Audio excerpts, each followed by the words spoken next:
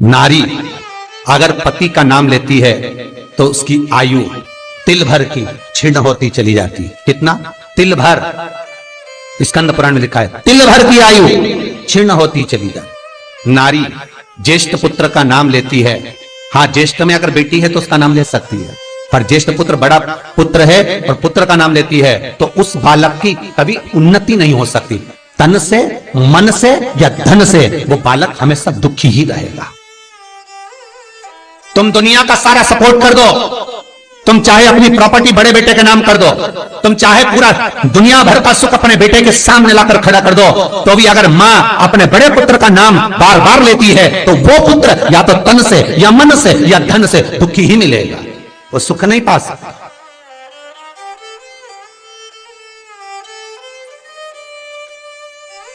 और जिन जिन के घर में बड़ा पुत्र हो और बड़े पुत्र का नाम आप माताएं लेती हो तो उसकी दशा जरूर देख लेना एक बार। हो कथा गलत नहीं कह सकती, स्कंद पुराण कभी गलत नहीं जा सकती। आपके घर में भी अगर बड़ा पुत्र हो और पुत्र का नाम अगर आप ले रहे हो, हाँ ये जरूर है अगर बेटी बड़ी और उसके बाद पुत्र बड़ा है तो वो ज्येष्ठ नहीं माना जाएगा। ध्यान रखना, ज्येष्ठ का मतलब होता है सबसे बड़ा पुत्र, उसके बाद सारे बच्चों का जन्म हुआ। क्योंकि बेटी अगर जन्म ले ली पहले फिर बेटा हुआ तो बेटी ज्येष्ठ कहलाएगी, बेटा नहीं कहलाएगा। अगर पहला ज्येष्ठ पुत्र है तो मां सारी प्रॉपर्टी दे दे, सारा वैभव दे दे, मां सारा दौलत दे दे, मां उसके ऊपर सर्वस्व निछावर कर दे, पर अगर बेटे का नाम माता बार बार लेती है तो उस बेटे की उन्नति तरक्की नहीं हो सकती, उसको जीवन में सुख नहीं मिल सकता, कुछ ना कुछ चीज से वो दुखी रहेगा। चाहे वो बच्चों से रहे, पत्नी से रहे, परिवार से रहे, कुटुंब से रहे, व्यापार में रहे, व्यवसाय में रहे, ऑफिस में रहे, चाहे अपने शरीर से रहे, पर दुख तो उसके भाग्य में थोड़ा लिखा ही रहे। और जो चीज वेद व्यास जी ने वर्णन कर दी महाराज, उसका प्रमाण आप खुद भी अपने घर में देखो कि सही है कि गलत है। जिस जिस घर में बड़ा पुत्र हो और मां उसका नाम बार बार लेती हो, बार बार लेती हो, उस पुत्र की दशा देखिएगा आप।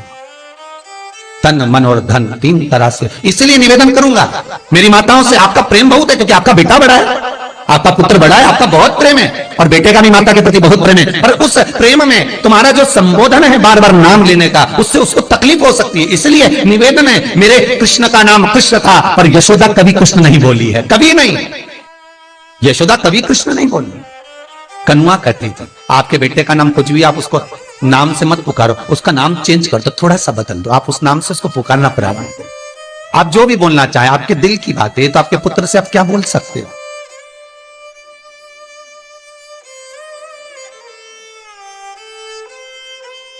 मेरी कौशल्या मैया राम को केवल राम ही कहती थी।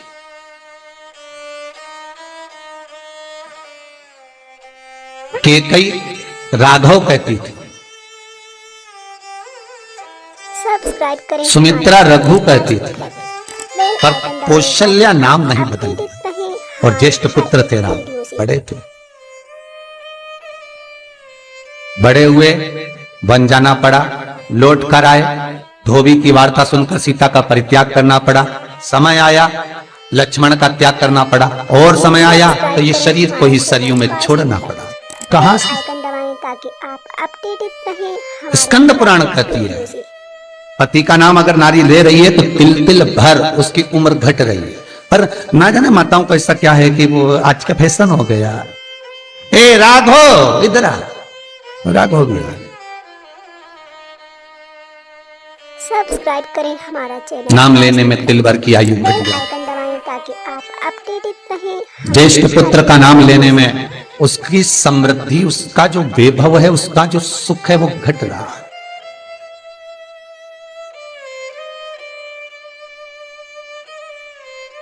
तीसरा, जिस गुरु से गुरु मंत्र लिया है, गुरु दीक्षा ली है, जिस गुरु से आपने गुरु मंत्र का स्मरण किया है, जिस गुरु से आपने गुरु मुख हुए हैं, जिस गुरु से आपने गुरु मंत्र लिया है, आपने अगर मंत्र ले लिया, चार जगह पर बात निकले, कोई पूछ भी ले कि आपने गुरु मंत्र किससे लिया, तो बता दो भैया हम तो वहां गए थे, वहां का जो गुरु जी है उनसे हमने गुरु मंत्र लिया, वही हमारे गुरु है।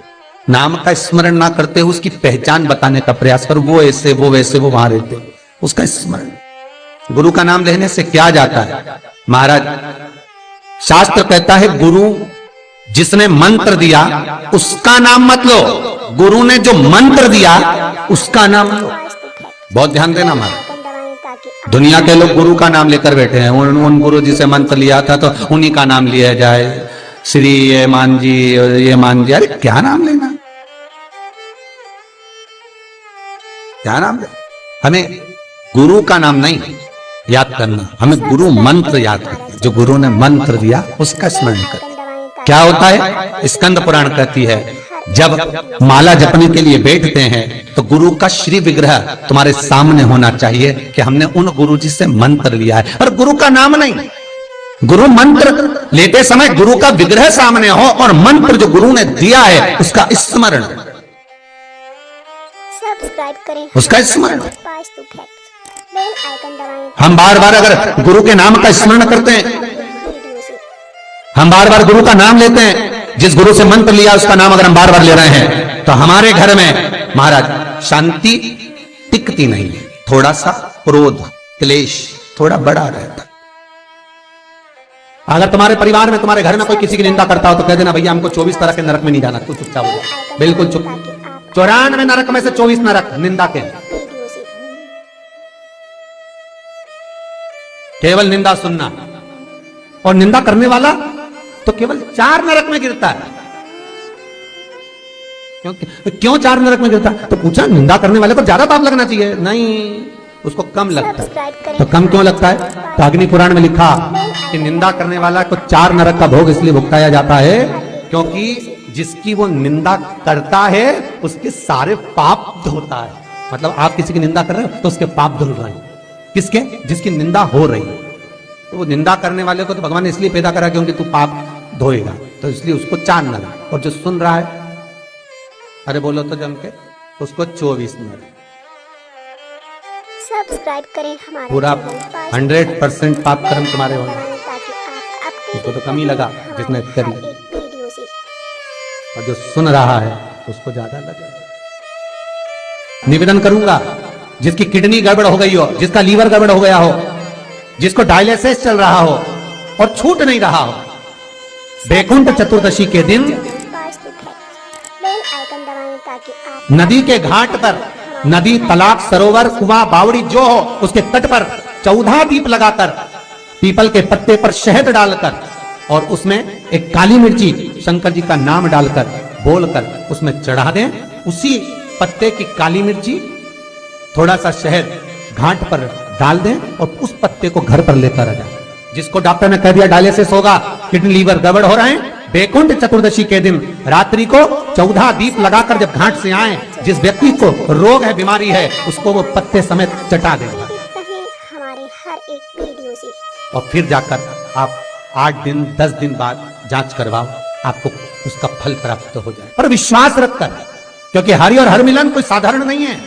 बैकुंठ चतुर्दशी का हिंदू धर्म का एक त्योहार जो हमारे भगवान शिव ने निर्मित किया है। शंकर ने जिन वारों को बनाया, त्योहारों को बनाया, तिथियों को बनाया, घड़ी और पल बनाए, शिव महापुराण में सब लिखा है कि एक एक पल, एक एक घड़ी, एक एक तीर्थ का एक एक स्मरण जो करा गया है हमारे यहाँ त्योहारों का, तिथियों का, वारों का, नक्षत्रों का, ये शंकर ने करा। ये कोई सहज नहीं बना,